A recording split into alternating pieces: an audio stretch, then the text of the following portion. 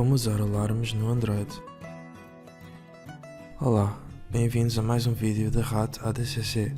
Neste vídeo vamos aprender como usar alarmes no Android.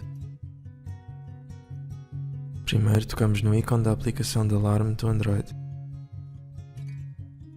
Podemos também tocar no widget do relógio para abrir as aplicações relacionadas com o tempo.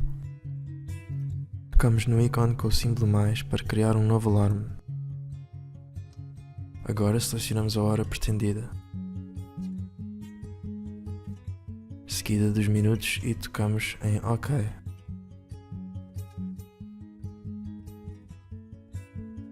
Para fazer o alarme repetir, podemos selecionar os dias em que queremos que o alarme repita.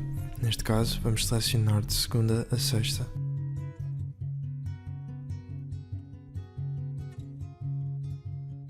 Para alterar o som do alarme, tocamos em pré-definição. Agora descemos até encontrar o alarme pretendido. Neste caso, vamos selecionar Hacium.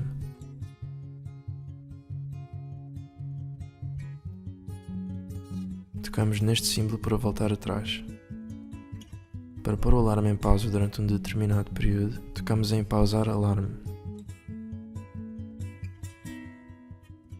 Depois selecionamos a data de início da pausa, seguida da data de conclusão. Neste caso, vamos selecionar de 12 a 15 e depois tocar em OK.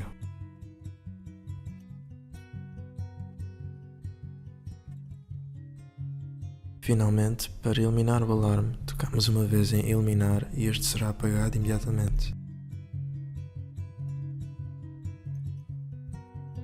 Espero que tenham gostado. Para mais vídeos sobre o Android ou outros, vejam o nosso canal. Obrigado.